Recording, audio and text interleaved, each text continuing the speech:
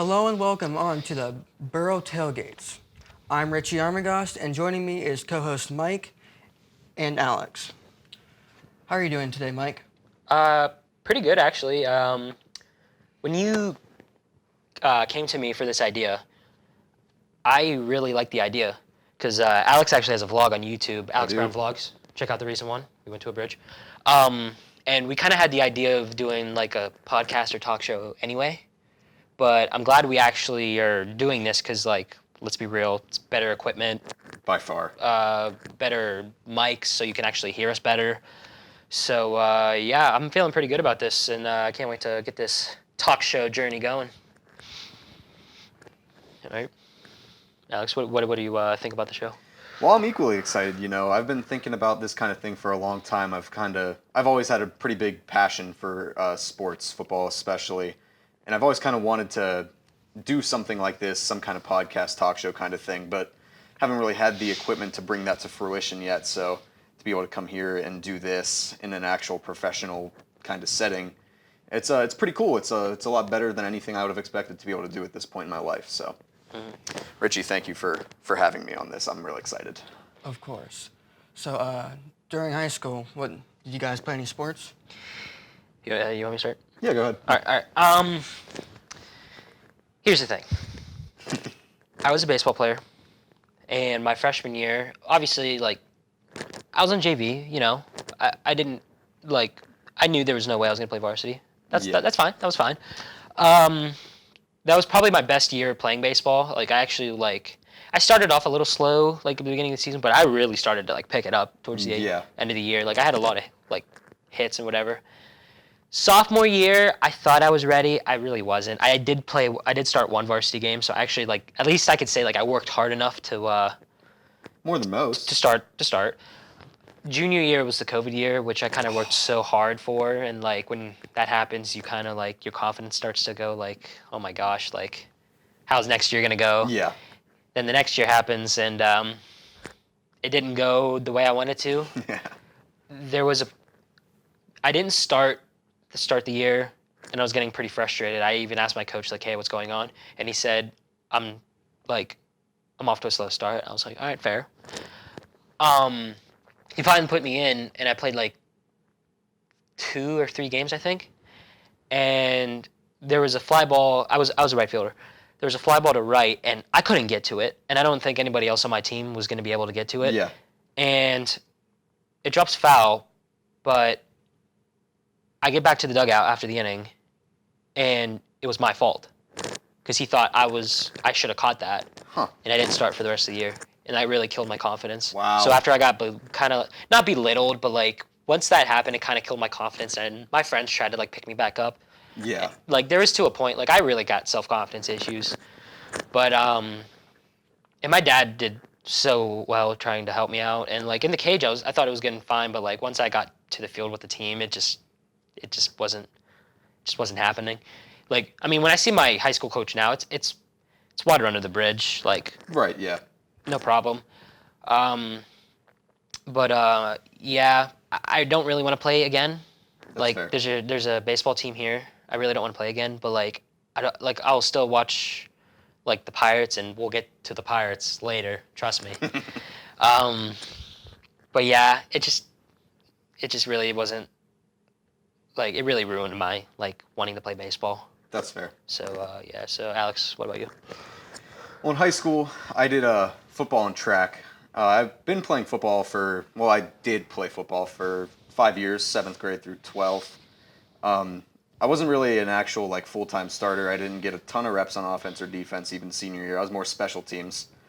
But it was great. It was a great time. I loved my team. I loved our culture that we started building and kind of the team that we started becoming and the direction things started moving compared to the past, because historically we were kind of, I hate to say not taken seriously in the classification we played in, but for a long time, a lot of people didn't give us a lot of respect. So it was really cool to be part of a culture that started shifting and becoming a team that garnered some respect whenever you played them. And I did track too. I was a thrower. It was fun. It was honestly a good time.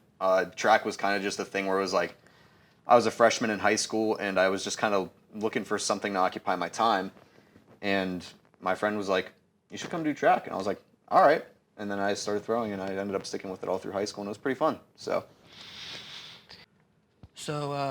What's you guys' favorite players?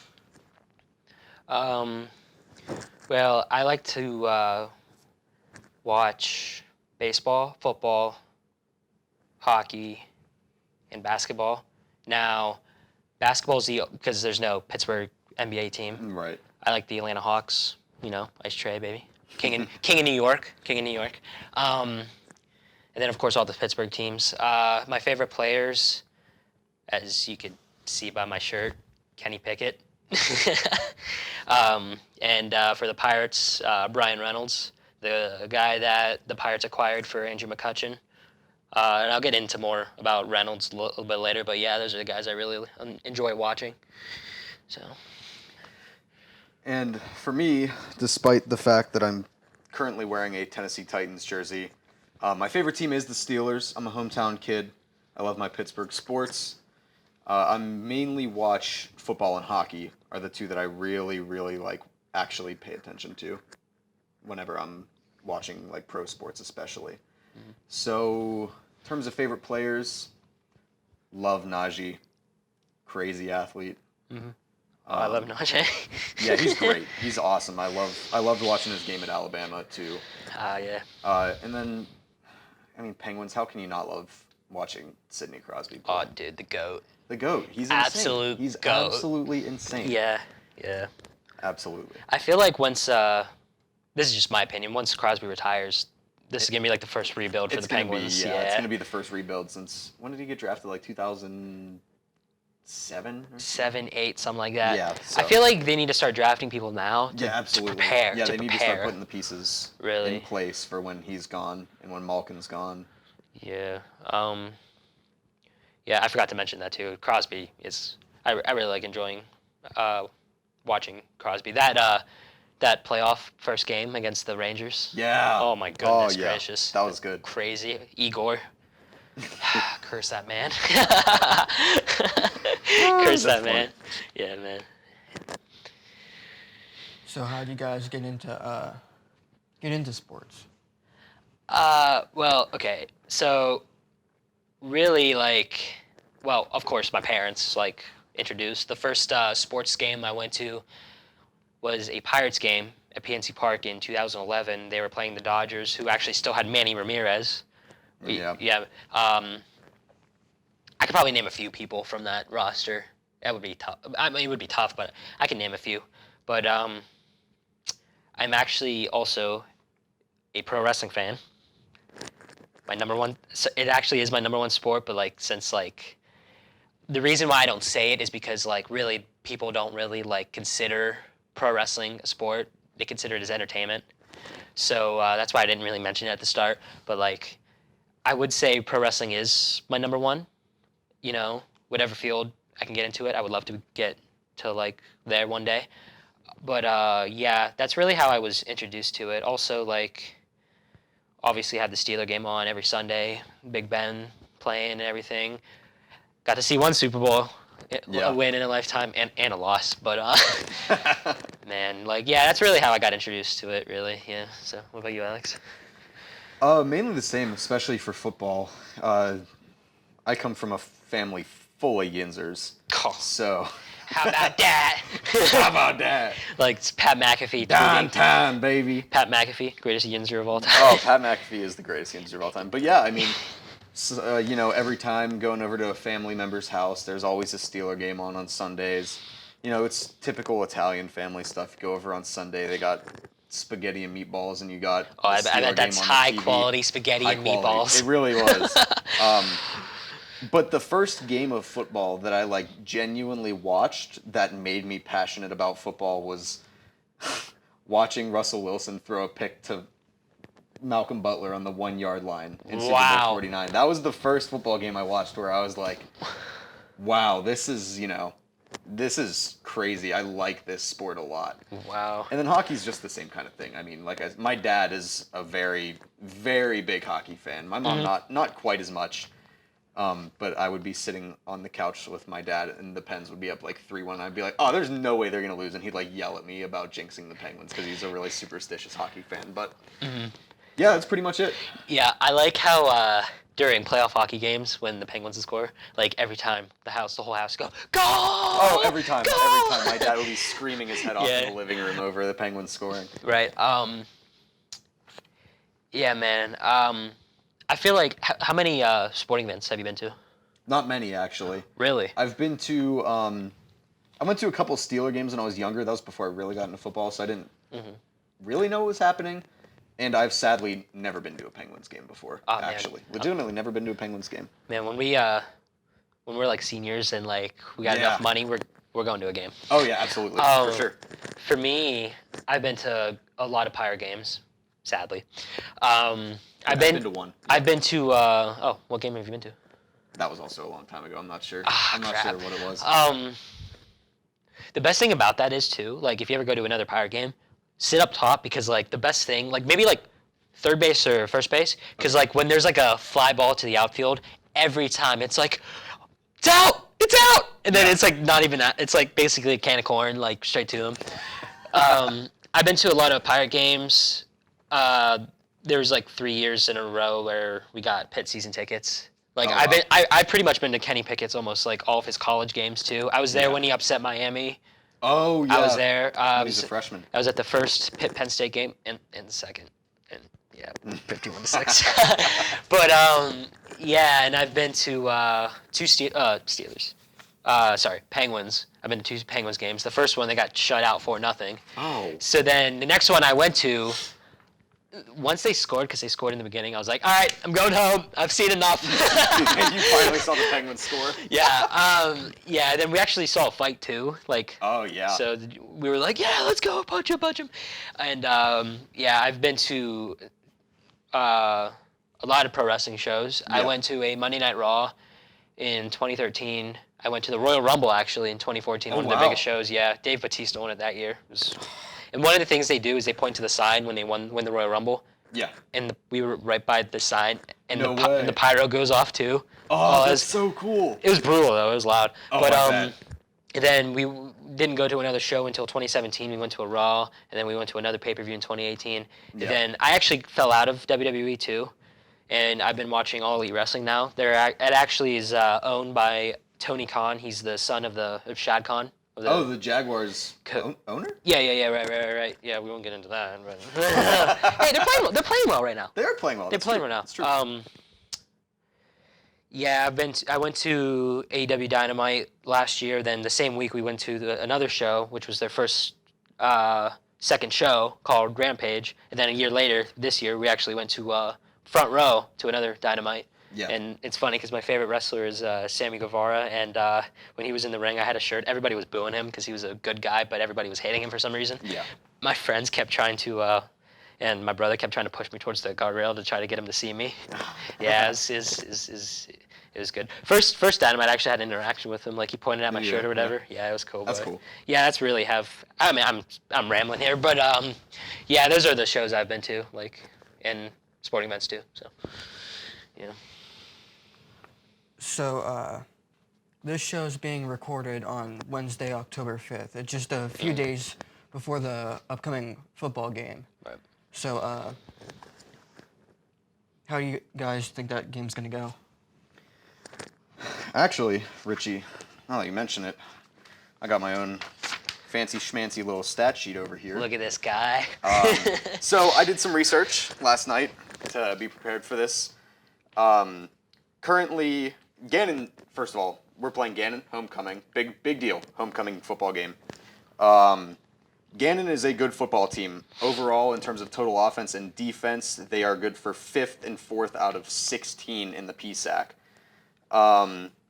Offensively, they're averaging 400 yards per game. Defensively, they're allowing only 275. So they're muscling opponents pretty good.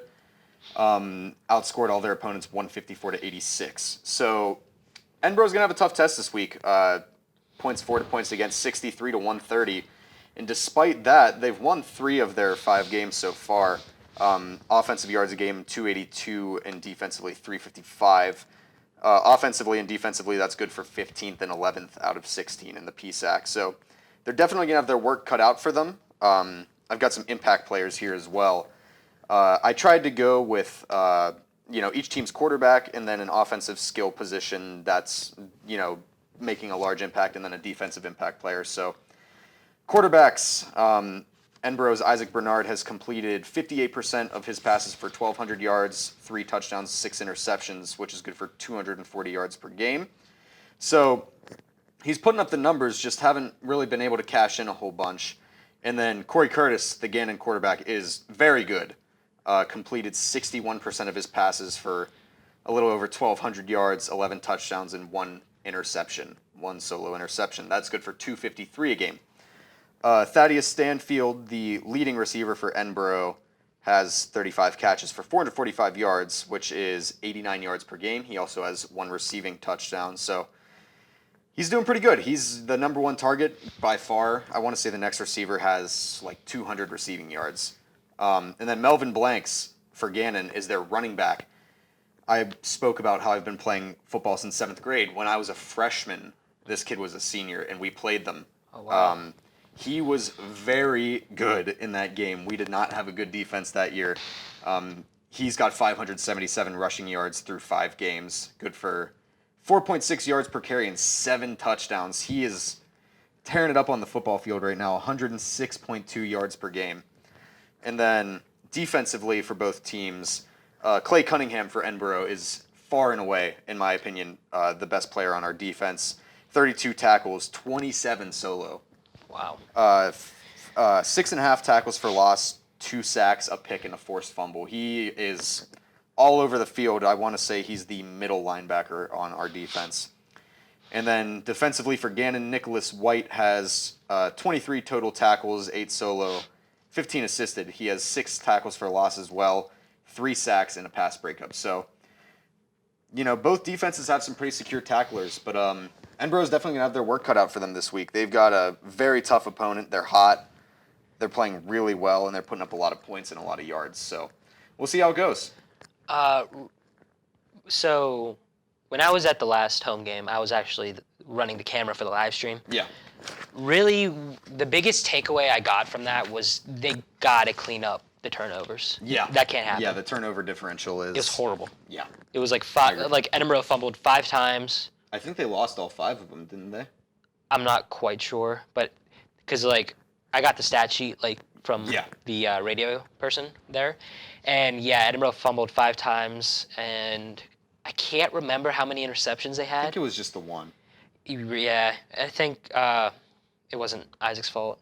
No, I'm pretty sure the receiver just slipped on his route. It happens. Yeah, that usually happens, but that was really my biggest takeaway from it was the turnovers got to get cleaned up. Yeah, absolutely. And I'm sure the coach knows that. He does, So, for sure, yeah. So that's really my overall takeaway from that too. Okay. So women's volleyball. You interviewed the coach Slowski for her 500th win. Mm-hmm. How do you think that went? The interview went well. She's a very nice lady. I got a lot of good things to say about her. She was very nice and willing to do the interview. The funny thing is she answered 2 questions that I already had written down in one. So, but the thing is, she mentioned something about her college coach actually being on the coaching staff. Oh, okay. So I actually came up with a question on the fly, and Richie probably can agree. It was probably my best question. So, very nice. I like her answer on advice she's taken in, treat your players like they're your own kids. That's really as a coach, that's really what you need is to respect your players for sure. Yeah. As your kids and protect them. And very nice. She was very nice, and I hope the rest of the season goes well. So and they're playing well. They're really good. 500 career wins is no slouch. Yeah, that's impressive. Really, really good. But I hope everything goes well for the rest of the year for them. So. Yeah. Okay. For national sports, we're gonna see the Steelers play the Buffalo this week. What do you think about that? You want to start? Oh, you want me to start? If Okay. you want to, yeah, go ahead. Bills' offense is a juggernaut. They are impressive.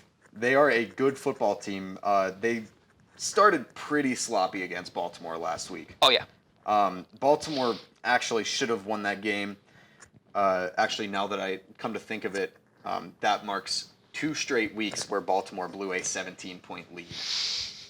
Or more, actually, because they were up way more against Miami than 17 points. The Bills are very good. I said the Steelers are my favorite team, but Titans are number 2, and let's just say the Bills exposed my Tennessee Titans on primetime 2 weeks ago, and it was Yeah. embarrassing. Yeah, it's not fun to be exposed. No, it is not. No. I think if you know me, if I'm about to talk about the Steelers and the Bills game, I think we know where I'm about to go. Kenny Pickett, like this change needed to happen. I agree. It needed to happen. Like, I don't want to, like, honestly, going into the season, I was like, you know what? Have Kenny sit a few games behind Mitch. Not a Yeah. bad idea.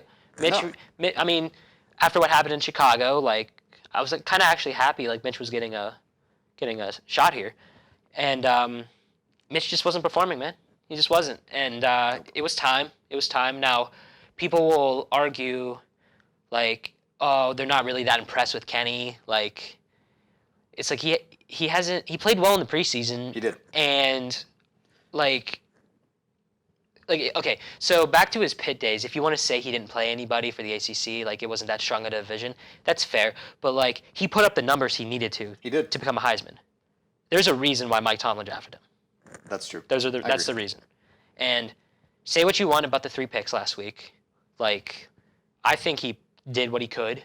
And, like, I feel like okay, the 3rd pick, he had to throw that. You could make an argument in a way that none of them were technically his fault. I think the second one kind of was. The second one, I'll give it to you, but I mean, the first 2 hit a receiver's hands. Claypool definitely should have caught that first one. And if Fryermuth didn't jump up for that one, if he let it go out of bounds, that would not have been a pick. Yeah. And then the 3rd one was a Hail Mary. So that one definitely wasn't his fault. Yeah, so, like, now, don't get me wrong, going into Buffalo is very tough. Yeah. It's they got a very tough. tough. Stretch. Like, Von Miller, like, it's going to be tough. But in my opinion, if people are saying this stuff about Kenny, which I believe he's a good quarterback. I followed his whole, like I said, I followed his whole career at Pitt. I agree. He's going to have ups. He's going to have downs. He's a rookie. It happens. Yeah. I think he will play well against the Bills. I think he will. Do I think the Steelers are going to win? No. But I think Kenny will play well. And then I think he's going to go into the game against the Buccaneers and Tom Brady, which for me, that's going to be big, seeing him going up against Tom Brady. Yeah. Like, I think he'll play well. I honestly think he'll play well, for real. So yeah. What do you think about Kenny going into Buffalo? I think it's going to be one heck of a test for his first full start. Mm-hmm. It's going to be big. It's going to be a big statement for him. It's going to be a big deal. Mm-hmm. I think as long as he's a young gunslinger, he's going to make mistakes. He's probably going to turn the ball over at least once. Oh, for sure. You know, between the Bills' secondary and, you know, their pass rush, right. You know, he'll probably throw a pick. He might lose a fumble on a strip sack. You know, I think he probably commits 2 turnovers in the game, but I think very similar to how the Dallas Cowboys are playing football right now, they will go as far as the defense carries them right now. Mm-hmm. I think that's fair. Mm-hmm. So do you have a score prediction? Or you want to, like, ballpark? 40-21 Buffalo. I think Kenny's going to score 3 touchdowns. Okay.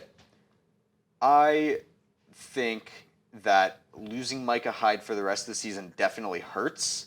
Right. But I think, first of all, that front 7 is so insanely talented between Ed Oliver, Greg Rousseau, who's very good, Von Miller, Matt Milano. And then you got Trey White over the top. You've got Kyer Elam. You've got Jordan Poyer still.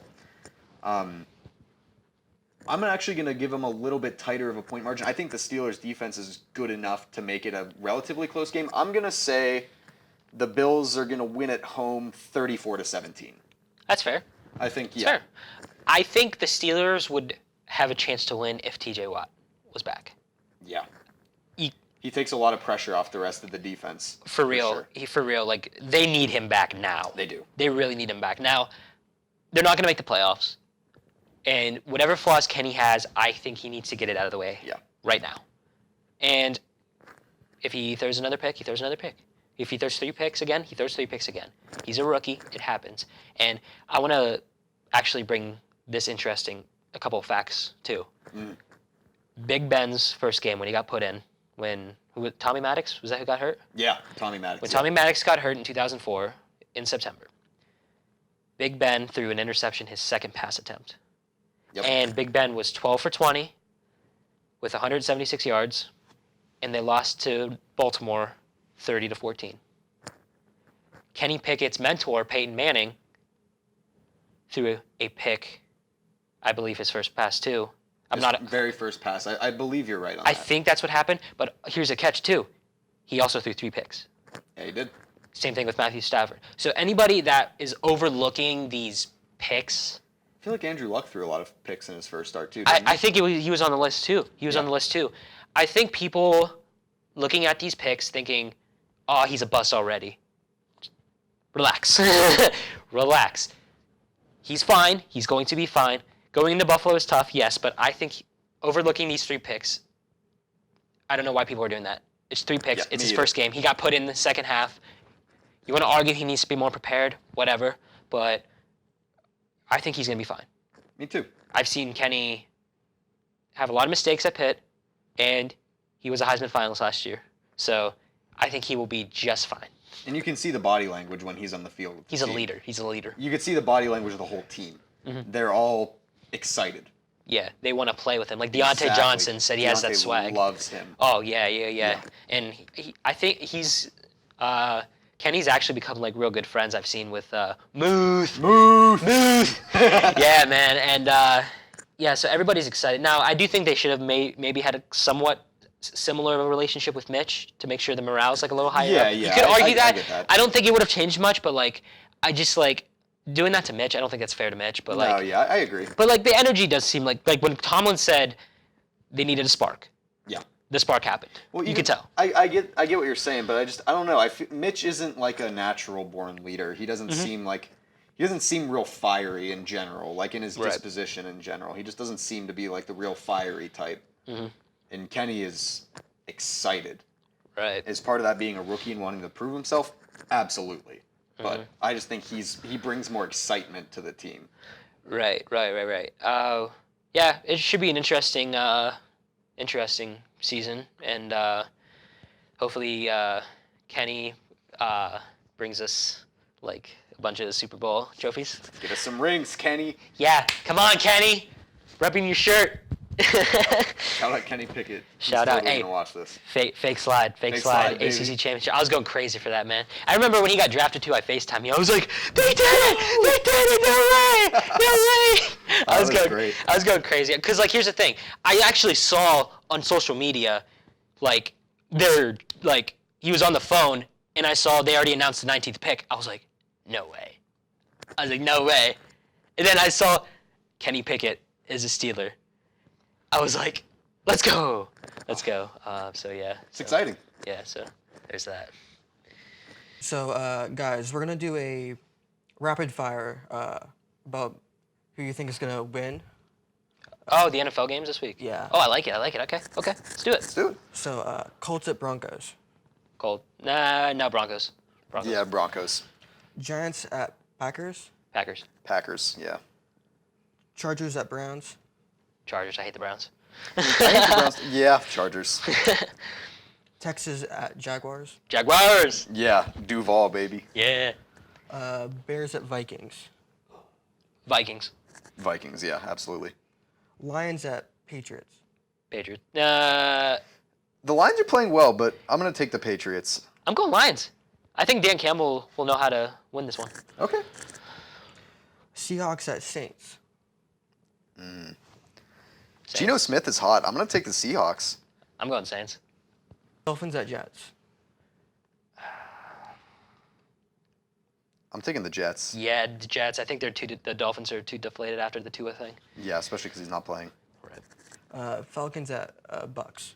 Bucks. I wouldn't bet against Tom Brady. Me either. Titans at Commanders. I'm going to take the Titans. Duh. Commanders. 49ers at the Panthers. Niners. Niners. Yeah. Baker is not that good of a quarterback. Nope. Eagles at Cardinal. Eagles. Cowboys at Rams. Oh, the Cowboys-Rams game. Cooper Rush against the Rams defense. I'm taking the Cowboys. I'm on the Cooper Rush train. Man. I'm on the Cooper Rush train 100%. I'm an Aaron Donald guy, man. I got to go with the Rams, Fair. He's man. a Pitt guy. Yeah, man. Yeah.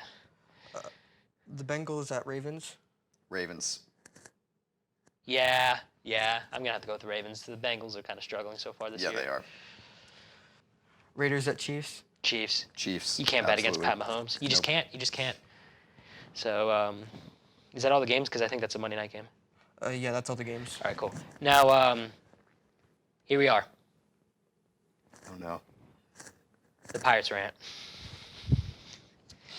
I'm going to try to be as calm as possible.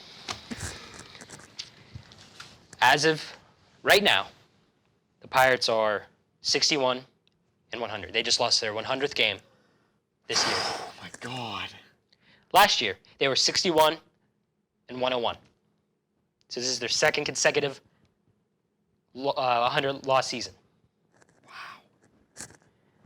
In my opinion, they should have at least been close to 500 this year. They have the tools, but they refuse to use them. That's unacceptable. That is unacceptable. Yeah. It's unacceptable. It's true. Now, in 2019, they were 69-93. That was the year they called up Brian Reynolds. Okay. A little bit better, not good. In 2018, they had a winning record, 82-79. I thought they should have done a little bit better in 2019, but that was the year Clint Hurdle got fired. Oh, yeah, that's right. Okay. Now, Brian Reynolds, in my opinion, their best player, who they refuse to pay. All-star, correct? All-star as a 26-year-old. They acquired him for Andrew McCutchen. Now, when I talk to casuals, they go, oh, they traded away Andrew McCutchen. Well, why are you mad at your 26-year-old all-star you got out of him? Now, he had one down year in 2020. He had like a 194 average, which is not good, but guess what? That was a 60-game season. You can throw that out the window. He had a slow start this year, but he's picked it up. And the fact they refuse to pay their best player is disgraceful. Now, they might do it this offseason because they realize, hey, we actually could be good in the next couple of years. And they will. If they call up the right people and they sign the right people, they'll be good. You think they could be a playoff team? Not next year, but I think in 2 years they will. 2 years? Okay. In 2 years, I think they will. I think these are the people that need to be in the starting rotation next year. Mitch Keller, Ronci Contreras, Luis Ortiz, who throws 98-mile-per-hour fastballs, Whew.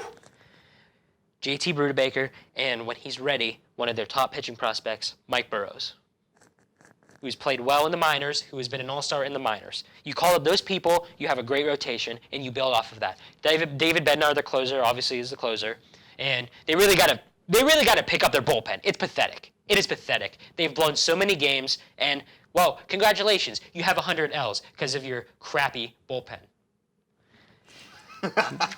Now, say what you want about the McCutchen trade. It was time. He was getting old, and I have some stats here. In 2013, in 2014, when he was really great, and even in 2015 too, in 13 he had a .314 batting average. In 2013 he had that. In 2014, around the same average. 2015, .292, still really good. Still, yeah. The last year he was on the Pirates, .256. It was time. He was old. It was time. consistently regressing. Brian Reynolds, when he became a Pirate and he got called up, had the same average as McCutcheon's MVP year, sorry. And Wow, really? Yeah, .314. Wow. The year he was an All-Star, 302. He was a starting center fielder for the All-Star team, and they refused to pay him. Now, I think O'Neal Cruz is also one of their star players. He's been hitting 122 balls, mile per hour, balls to right field. He's great. Pay him too. Now, Brian Hayes is off to a slow start, the third baseman. I wouldn't be opposed to trading him to see. The asking price has to be high for him. Yeah, probably. I wouldn't be opposed to trading him, but they paid him, so that's good. That is good. They paid him. Now, what the Pirates need to do is what everybody knows, and that's spend money. They got to spend money. Yeah, you do. That's true. Now, they need to clean house with their coaching staff too. I think they should give their pitching coach another chance because the pitching staff has, for starting pitchers, they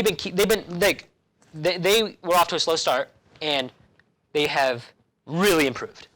Yeah. Mitch Keller was, I wouldn't say horrible this year, not good, but he added a sinker to his repertoire and he got his ERA below a 3 in a couple months. That good. I would give that coach another chance. I would fire the hitting coach, and I would fire Derek Sheldon because they have created an environment where it's okay to lose. Here's the thing, Alex. I'm going to say this. If your football coach went away for a month and they hired an assistant coach. As an interim? As an interim, basically. Okay. Yeah. And he made an environment where it's okay to lose. Is that going to feel good as a player? Horrible, exactly, horrible. And to me, when they do that, they are wasting, because yes, Brian Reynolds is a little older, 27, still not that old, but for how long people keep, for how long the Pirates keep, their players, that's still somewhat old. Yeah. I think they're wasting some years of his career. Yeah, probably, yeah. So I think they got to win. Honestly, if I'm Brian Reynolds, if you don't win in the next 2 years, I'm leaving Pittsburgh. Yeah. Seriously. And I'm going to go somewhere. Yeah, you're going to be in your age 29 season at that point. Yeah. I'm going to the Yankees or the Dodgers or those teams that actually they want to win. And they're built to win. Exactly. They're built to win. And I think if you don't want to pay Brian Reynolds, and I think if you lose him, then you need to sell the team. And Bob Notting's not going to sell the team. No.